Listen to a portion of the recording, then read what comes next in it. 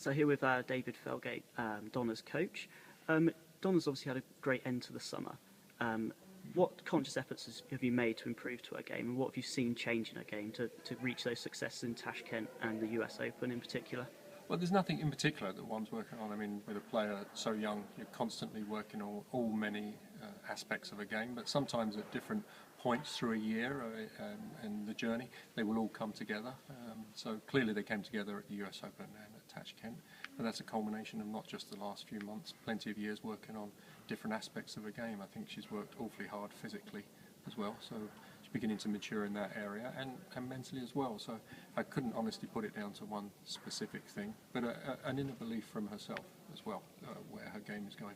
And you mentioned an inner belief and mental aspects to her game. How important is it for her to remain grounded while she has these successes and to build on them as well and deal with expectation that's associated with them?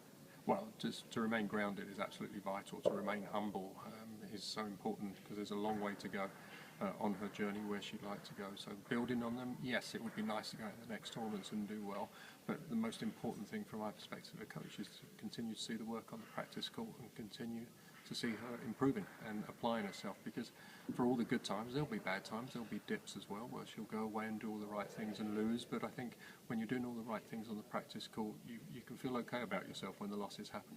And moving on from the management side of things, how important is it to manage her schedule and avoid overload at such a young age? Well, schedule I think is vital, and been looking very carefully at her schedule from when I first started with her.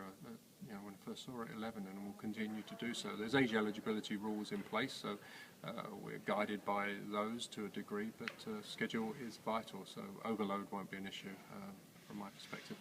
And for the moving ahead to the rest of the year, obviously she goes out to China next week. What targets do you set of her for these sort of competitions and for the rest of the year? Are there any? There are loose. Look, I mean, we set.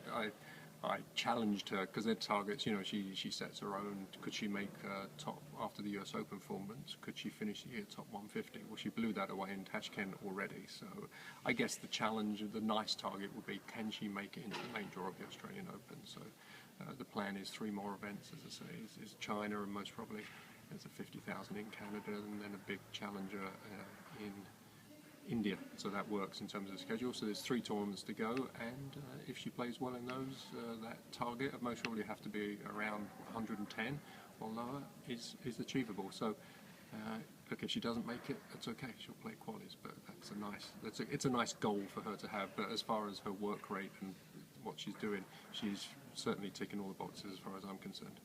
And with her moving to Northwood as part of the academy that you're running and building on, is it important that she surrounds herself with people her age and with people who are playing the competitions? I think to have, like-minded people. Also, I mean, she's playing in the women's game, but to be around, I mean, she's got some friends here in Bournemouth, and to be around like-minded people and youngsters, you know, you still got to grow up in the right way. Yes, you've got to be very mature on court, and it's a nice environment around here at the club, and we get to work hard, and so she's got, in my opinion, she's got a perfect situation.